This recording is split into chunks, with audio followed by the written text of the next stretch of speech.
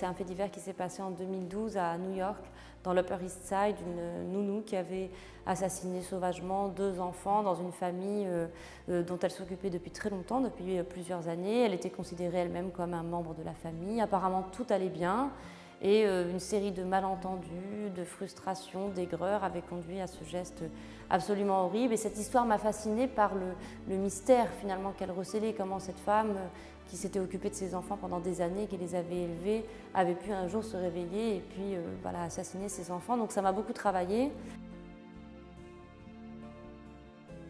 Alors j'ai voulu parler de ça, de la relation avec les nounous, parce que je trouve que c'est une relation extrêmement romanesque, enfin qui prête justement à raconter des histoires, parce que c'est une relation ambiguë, c'est-à-dire que la nounou, à la fois elle est dans votre intimité et en même temps elle reste une étrangère.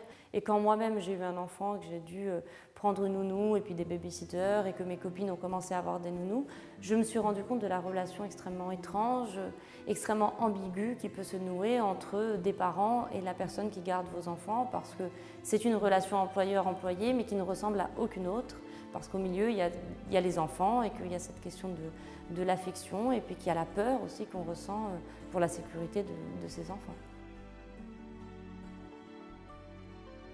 Non, le style, c'était quelque chose de voulu. Je voulais effectivement des phrases courtes, quelque chose de très limpide, de très clair. Et je pense que c'était un sujet sur lequel le lyrisme ou voilà, des espèces d'envolées, ça n'aurait pas du tout été avec ce type de sujet. Et je pense que le malaise, la tension vient aussi de ce style qui est très sec et qui fait que voilà, il y a une oppression qui monte de plus en plus et puis qu'on sent voilà, la froideur de cette femme, sa solitude et son mystère.